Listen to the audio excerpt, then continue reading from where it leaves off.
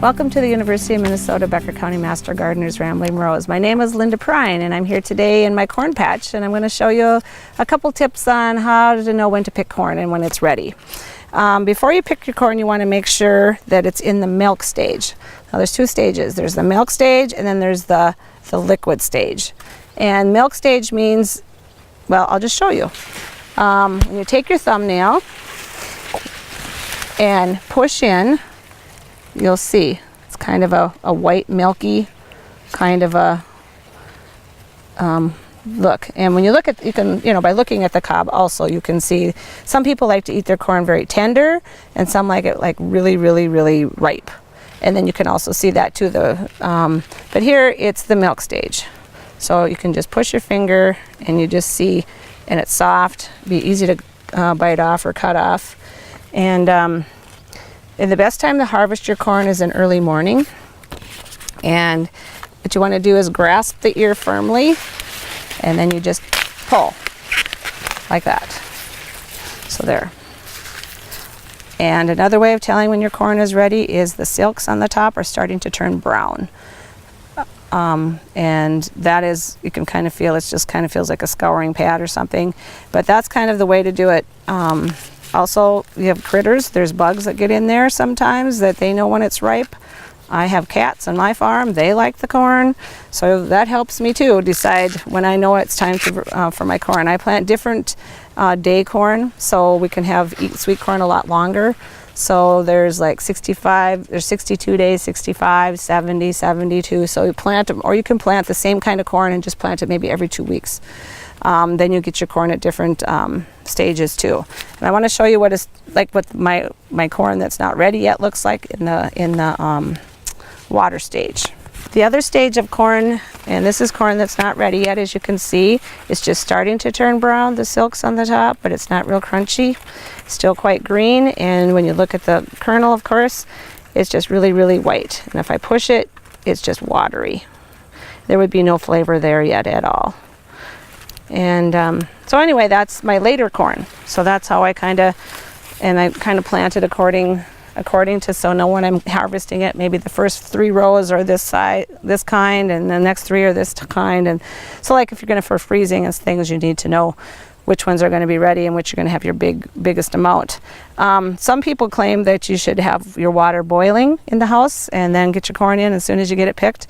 A lot of the corns now are a lot sweeter tasting, and don't have to worry about that as much, but timing is critical. You don't want to just pick your corn and let it sit for 2 or 3 days. It will get sour on you. But pick it, husk it out, and if you can't eat it all that day, just put it in a container, put it in your refrigerator, and it'll be good for at least a week. And if you're going to be freezing it, then you just go right at it right away and just get it all going and freeze it or can it. Once the corn is picked, the sugars begin converting into starches.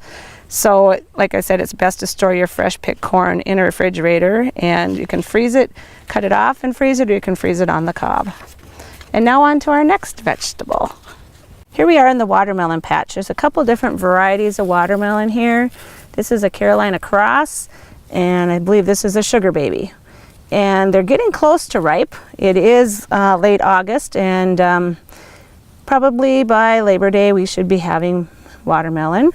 As you can see, they're starting to get a duller color. When they're first set, they're really just a really bright green, but they're starting to get dullness to them. So one way of telling when they're ripe, if you can kind of turn them gently, you'll see on the bottom, it's kind of a yellowish. First it becomes cream, and then it's yellow, and then when it's really ripe, it'll be almost like orange. So that's one way of telling, plus it'll get duller. It won't be as shiny, it'll be duller yet. And then this tenderless, right here, this little brown curlicue, when that gets completely dried up, it'll start to dry up the vine, or the vine right here. And then for sure, that's when you know. And then there's some people say, knock on them. I don't know, nobody's home, but knock on them. And they will sound more hollow probably because they're getting more full of water.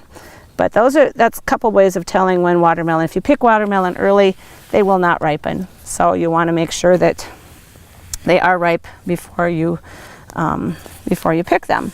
And then also we have muskmelon. And I have a couple varieties of those also. And with muskmelon, you can usually smell them in your patch. I do not smell any yet because they're not quite ready yet. But they come on and they're like little green, like a little green ball. This is a smaller variety. But you can start to see how when they're starting to get more ripe, they get like little scales on them, and it gets to be more ribbing. And then what will happen is this vine also will dry up right here. And like I say, when you walk out here, you'll smell them. And pretty soon they'll start to turn like a really yellowish, goldish flesh color. And so you just take and you just touch them a little bit and they will just roll right off the vine. But you can tell by smell, plus you'll be able to tell by their color. So thank you today for joining me at the Becker County Master Gardener's Rambling Rose, and I hope to be talking to you soon. Have a great day.